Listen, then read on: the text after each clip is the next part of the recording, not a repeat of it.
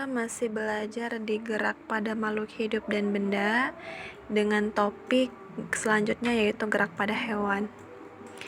Nah, gerak pada hewan dibagi menjadi 3. Yang pertama hewan dalam air seperti ikan, hewan di udara seperti burung, hewan di darat seperti anjing. Nah, gerak hewan dalam air. Pernah nggak kalian berpikir kenapa ikan dapat berenang?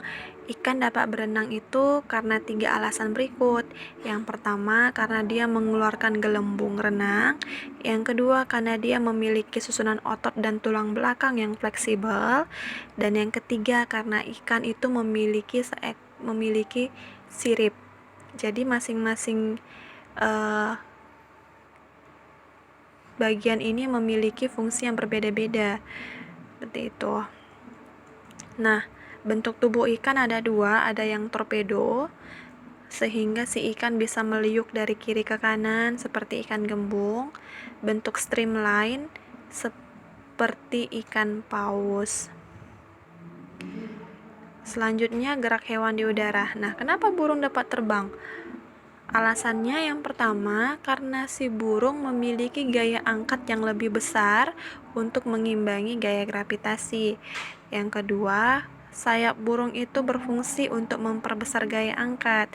Nah, jadi sebenarnya kenapa burung dapat terbang itu karena si burung itu mematahkan gaya gravitasi.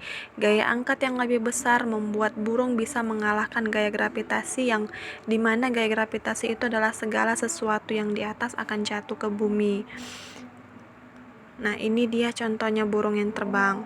Gaya dorong sayap ke bawah dan gaya angkat burung ke atas. Jadi ketika burung mengepakkan sayapnya, maka udara akan mengalir ke bawah.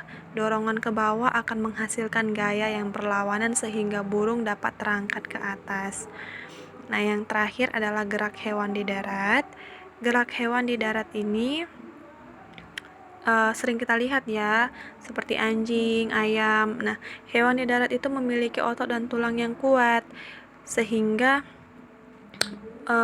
bisa mengatasi inersia atau kecenderungan tubuh untuk diam. Nah, tetapi ada perbedaan struktur tulang dan otot hewan yang menyebabkan hewan dapat bergerak lebih lambat seperti kijang, kuda, dan ada yang bergerak lebih lambat seperti kerbau. Jadi, semakin besar bobot atau berat dari si hewan di darat ini, maka pergerakannya akan semakin lambat. Nah, ini juga dipengaruhi oleh bentuk kaki. Nah, ini adalah latihan kalian. Silahkan diselesaikan di buku latihan. Ini ada hewan gajah, kerbau, kuda, kijang dengan kecepatan geraknya. Jadi si gajah 25 dan yang paling tinggi kecepatannya adalah si kijang. Jadi yang paling lambat di hewan ini adalah si gajah dan yang paling cepat adalah si kijang. Nah, kalian boleh jawab soal yang 3 di bawahnya di buku latihan kalian. Terima kasih.